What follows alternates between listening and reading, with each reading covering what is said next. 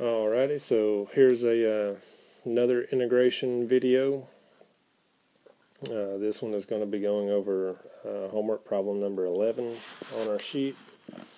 And all of these are still just taking the integrals.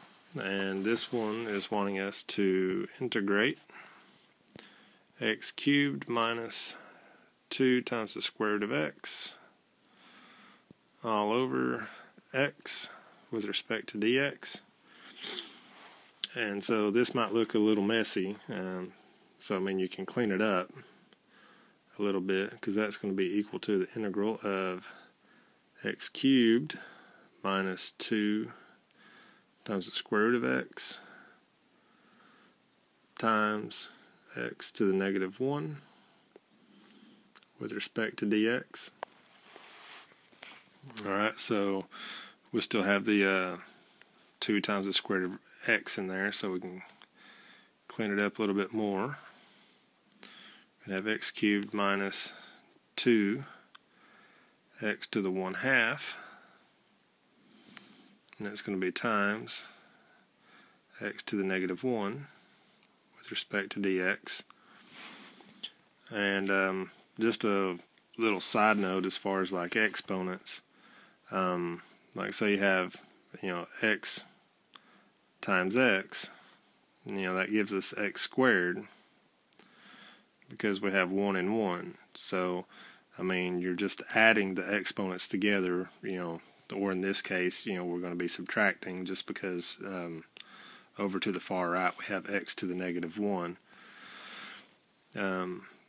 So we can go ahead and rewrite that as the integral of, and since our x is going to be going to this one and to this one, so we're going to have x cubed times x to the negative 1, so we're going to have x, and then 3 minus 1 is 2, and then that is going to be minus our 2, and then x to the 1/2 minus 1 is going to be x to the negative 1/2,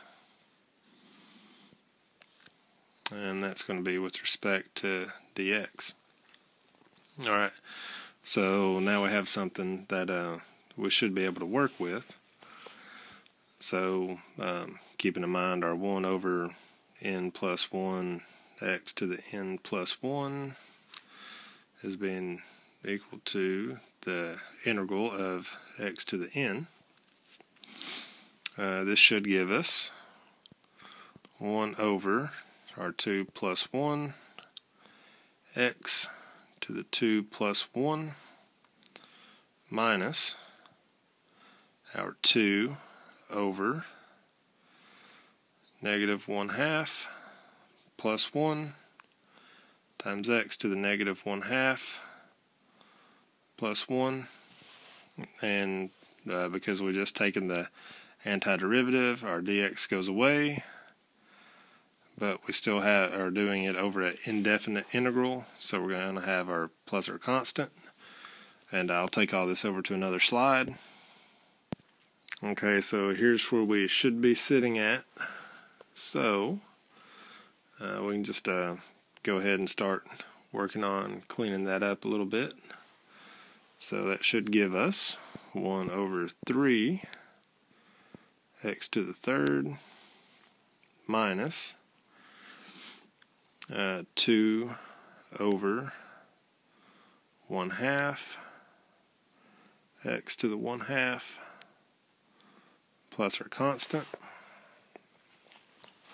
And so cleaning that up, we're going to have 1 over 3 x cubed minus, right over here we're going to have 2 times 1/2, so we're keeping the top, which was 2, and we're changing the sign, and then we're flipping the fraction 2 over 1, so that's going to give us 4. So we're going to have 1/3 x cubed minus 4 x to the 1/2, which is the same as the square root of x, plus a constant. So long as no errors were made, this is what we should come up with for an answer.